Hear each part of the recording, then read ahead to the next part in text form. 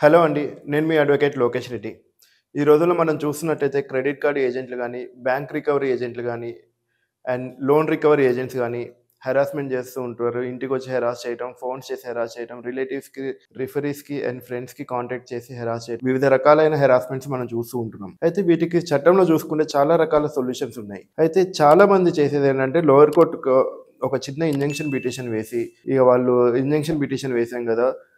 ఏదో urgent నోటీసో, RBI guidelines follow అవ్వమని డైరెక్షనో, లేకపోతే సేమ్ డే ఇంజంక్షన్ ఇవ్వడమో జరుగుతూ ఉంటుంది. ఆ ఆర్డర్ కాపీ చూపిస్తే వెళ్ళిపోతారు కదా అన్న అపోహలో ఉంటూ ఉంటారు.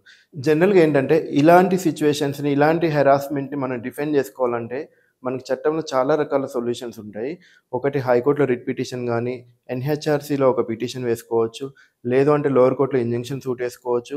లేదు అంటే సింపుల్‌గా వచ్చిన ఏజెంట్ పైన ఎఫ్ఐఆర్ చేయించొచ్చు. లేదంటే ప్రైవేట్ కంప్లెయింట్ ఏసుకొని ఎఫ్ఐఆర్ చేయించుకోవచ్చు. అయితే ఇక్కడేంటంటే స్ట్రాటజీ అనేది చాలా ఇంపార్టెంట్. మనము చూసుకున్నట్లయితే కొన్ని లీగల్ స్ట్రాటజీస్‌లలో వాటర్ ఫాల్ మెథడ్ అని, స్పైరల్ మెథడ్ అని ఇట్లా కొన్ని మెథడ్స్ ఉంటాయి. ఈ మెథడ్స్ యూజ్ చేసి స్ట్రాటజికల్‌గా మనం వీళ్ళతో డీల్ చేయాల్సిన అవసరం ఉంటుంది. అయితే ఈ స్ట్రాటజీస్ తెలియకుండా ఏ కేస్ వేయాలి, అసలు జరుగుతున్న హరాస్మెంట్ ఒకటైతే వాళ్ళు వేసే కేసు వేరేది ఒకటి. వాళ్ళు ఆర్‌బీఐ గైడ్‌లైన్స్ ఫాలో అవ్వకుండా ఉంటే వీళ్ళు వేసేది ఇంజంక్షన్ సూట్ వేస్తూ ఉంటారు. వీళ్ళు ఇంటికొచ్చి హెరాస్ చేస్తే హైకోర్ట్‌లో రిట్ వేస్తూ ఉంటారు. సో, ఫస్ట్ ఎలాంటి కేసెస్‌కి ఎలాంటి హెరాస్మెంట్ ఉంది, వాళ్ళకి ఎలాంటి సొల్యూషన్ ఇవ్వాలి అనేది మనం క్లియర్‌గా కనుక్కొని ఒక స్ట్రాటజీ డిఫైన్ చేసుకొని, ఆ తర్వాత మనం కోర్ట్‌లో తగిన పిటిషన్ వేసుకుంటే ఈ హెరాస్మెంట్ నుంచి మనం రక్షణ పొందే అవకాశం ఉంటుంది. మెయిన్‌గా వీటిల్లో 2 రకాల పిటిషన్స్ ఉంటాయండి. ఒకటి బ్యాంక్ వాళ్ళు మనకి హెరాస్మెంట్ చేస్తూ ఉంటే, ఆ హెరాస్మెంట్ నుంచి మనం డిఫెండ్ చేసుకోవడానికి వేసే పిటిషన్స్ ఒక 2 ముఖ్యంగా 2 ఉంటాయి. ఒకటి ఓఎస్ లోయర్ కోర్ట్‌లో ఇంజంక్షన్ సూట్ వేసుకోవటం.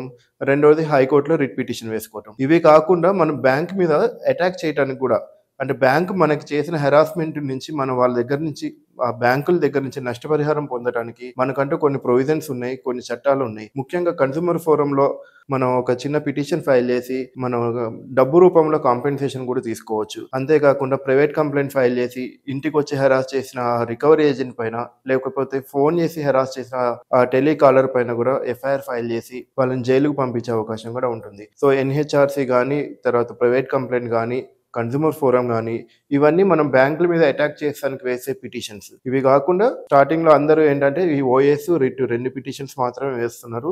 అవి కూడా ఏ పిటిషన్ అసలు అక్కడ జరిగే హరాస్మెంట్‌ని ఐడెంటిఫై చేసి, దానికి తగిన సొల్యూషన్ ఫైండ్ చేసి, ఆ సొల్యూషన్స్‌లలో బెస్ట్ సొల్యూషన్ ఫైండ్ చేసి కోర్ట్‌లో మనం పిటిషన్ ఫైల్ చేసుకుంటే మీకు తగిన రిలీఫ్ వచ్చే అవకాశం ఉంటుంది.